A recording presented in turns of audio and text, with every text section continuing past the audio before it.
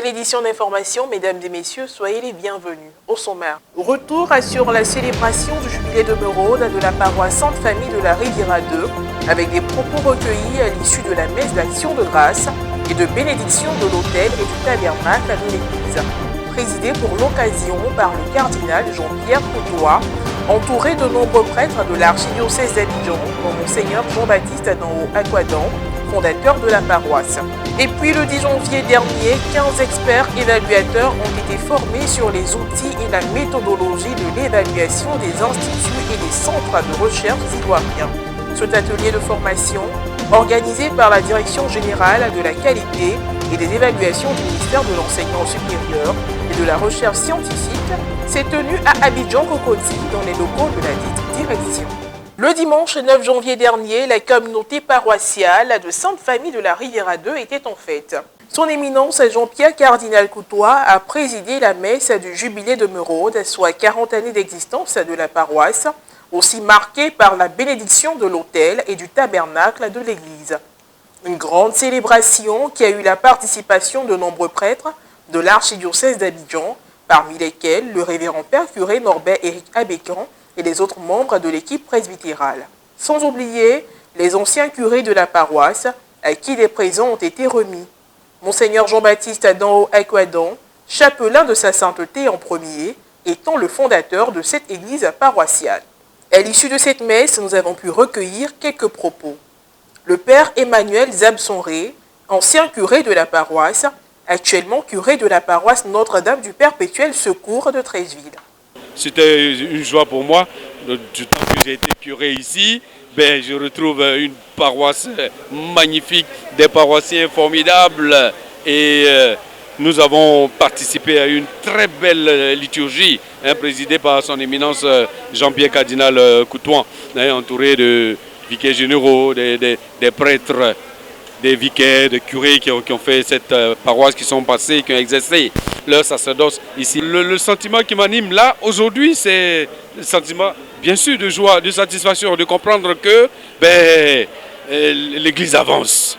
Oui, et malgré les soubresauts, les soucis, les préoccupations, l'Église, comme c'est Jésus-Christ lui-même qui tient le gouvernail, eh bien, malgré les tempêtes, malgré les flots, malgré les typhons, la barque de Jésus-Christ avance parce que c'est lui qui tient le gouvernail. Je prie pour que les paroissiens de Notre-Dame, les paroissiens de Sainte-Famille de la Riviera demeurent vraiment fermes dans la foi, lumière pour toute la Riviera et pour tout Abidjan. Monsieur Léon Hayé, premier vice-président du conseil pastoral paroissial de Sainte-Famille de la Riviera 2 et président du comité d'organisation du jubilé. Une grande joie pour tous les fidèles catholiques de la Sainte Famille et des paroisses sœurs. Parce que nous faisions partie d'une seule et unique paroisse. La Sainte Famille a créé, a mis au monde, si je peux m'exprimer ainsi, les paroisses de la tendresse, de Bon Pasteur, de Saint-Michel de Mputo, la paroisse de l'Incarnation. 40 ans d'une paroisse, ça se fête. 40 ans, il y a eu aussi des pleurs parce que ceux qui ont construit, les ouvriers sont tombés sur ce chantier. Des ouvriers sont tombés sur ce chantier et nous avons pensé à eux aussi parce que c'est grâce à eux que ce bâtiment-là est sur pied. Monsieur Ignace Ado, paroissien de Sainte-Famille de la Riviera 2. 40 ans, ce n'est pas 40 jours. Nous qui avons accepté Jésus de le suivre aujourd'hui et toujours. J'ai été baptisé dans cette paroisse par l'abbé Kwasi et c'est ensemble que nous avons célébré ce jour glorieux qui honore Dieu. Nous qui avons choisi de suivre le chemin, la vie et la vérité. Sur le plan national, intéressons-nous à présent à un autre sujet. Le lundi 10 janvier dernier, à l'initiative de la Direction générale de la qualité et des évaluations du ministère de l'Enseignement supérieur et de la recherche scientifique, 15 experts évaluateurs ont été formés sur les outils et la méthodologie de l'évaluation des instituts et centres de recherche ivoiriens. 3 modules de formation ont été au programme.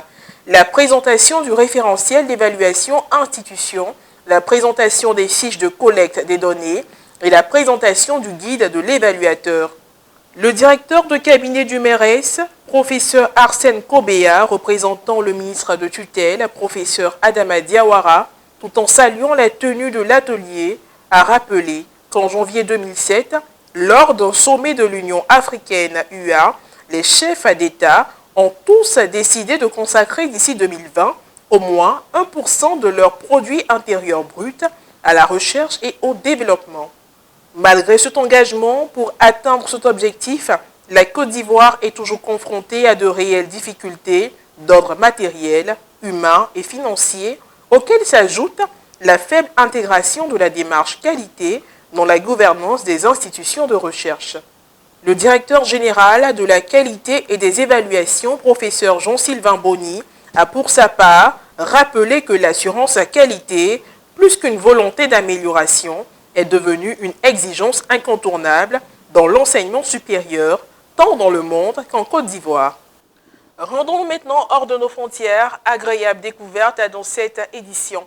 Pour le compte de la Fondation Terre Sainte, la Cinémathèque de Milan a procédé à la restauration et à la numérisation de 37 films d'une durée moyenne comprise entre 9 et 20 minutes. Initialement destinés à un public restreint, ils ont également été utilisés pour la catéchèse et la promotion de la Terre Sainte, contribuant à diffuser le message et la grâce des lieux saints. Aujourd'hui, ces productions qui étaient tombées en ruine ont retrouvé une nouvelle vie. Plus de détails avec Morel Poti. Voici à quoi ressemblait la Terre Sainte au milieu du siècle dernier. Images historiques et des films que la custodie de Terre Sainte a produits entre 1948 et les années 1970. Ces films, aujourd'hui en ruine, ont retrouvé une nouvelle vie grâce à la restauration et à la numérisation effectuée par la Cinémathèque de Milan, le compte de la Fondation Terre Sainte. Au total, 37 titres d'une durée moyenne comprise entre 9 et 20 minutes. Noël à Bethléem, également disponible sur YouTube, nous ramène à Noël 1954, lorsque la ville était encore sous le contrôle de la Jordanie. Les musulmans eux-mêmes offrent spontanément leur enthousiasme et leur service honorifique à l'enfant. Tout le monde aujourd'hui est pris dans la fascination du grand mystère. En revanche, les rituels et les traditions restent inchangés, comme le jeu de cornemuse, aujourd'hui confié aux scouts, l'entrée solennelle du patriarche et son accueil sur le pavis de la basilique de la Nativité, les salutations aux autorités et l'entrée dans la basilique en procession avec les frères. L'étoile d'argent des latins marque l'endroit où fut placé ce nouveau-né qui déplaça les étoiles. Et aujourd'hui comme hier, après la messe de nuit, les frères descendent à la grotte de la Nativité pour y déposer l'enfant. Ici, les bergers l'ont vu. Ici, l'étoile a relevé. Ici, il a été adoré par les mages. Ici, les anges ont chanté gloire au plus haut des cieux. Croisé sans armes a été réalisé en 1955 avec du matériel professionnel et raconte l'histoire des franciscains en Terre Sainte. Un siècle ne s'était pas écoulé depuis la conquête du Saint-Sépulcre que la puissance chrétienne s'effondrait à cause des discordes et des ambitions des princes. C'est alors qu'un homme simple, sans escorte et sans armes, riche seulement de sa foi et de son enthousiasme, a osé réaliser un rêve ancien. Il s'agit de films amateurs de haut niveau, souvent produits par des réalisateurs semi-professionnels. Initialement destinés à un public restreint, ils ont également été utilisés pour la catéchèse et la promotion de la Terre Sainte, contribuant à diffuser le message et la grâce des lieux saints. Point final à cette édition d'information. Merci de l'avoir suivi. Que Dieu veille sur nous. À très bientôt.